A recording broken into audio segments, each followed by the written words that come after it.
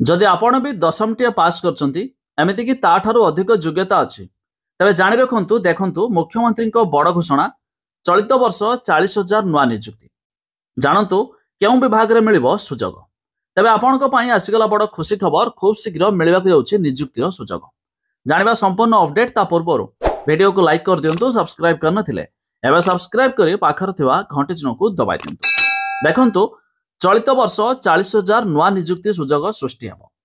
शुक्रवार बजेट समीक्षा पर मुख्यमंत्री घोषणा करिसेंति। मुख्यमंत्री कहिसेंति चलित वर्ष सरकार 40,000 निजुक्ति देबे। विशेषकर आईटी पेट्रोकेमिकल्स आग्रो इंडस्ट्री को गुरुत्व दियाजिवो। ओडिशार किपरि आमर जीडीपी बढ़िबो सेथिपई आमे कृषि भित्तिक शिल्प उपरे गुरुत्व देउछु बोली मुख्यमंत्री मध्य सूचना दैछंति। सेथिपई विकसित गाँ विकसित ओडिशा भली योजना आरंभ करने को जाउछु। तेबे आगामी वर्ष रे गाँ रे किभली आर्थिक स्थिति मजबूत हेबो गाँ रे आयर सोर्स तैयारी करिया पई सरकार मध्य योजना करूछंती। तेबे गाँ लोक जेपरि आ शहर को आसीबे नाही सेथिपई विकसित गाँ विकसित ओडिशा रे फोकस करा जाउछि।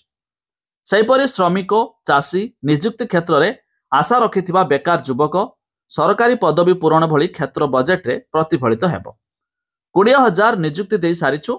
चलित आर्थिक वर्ष आहुरी 20,000 नियुक्ति देबु।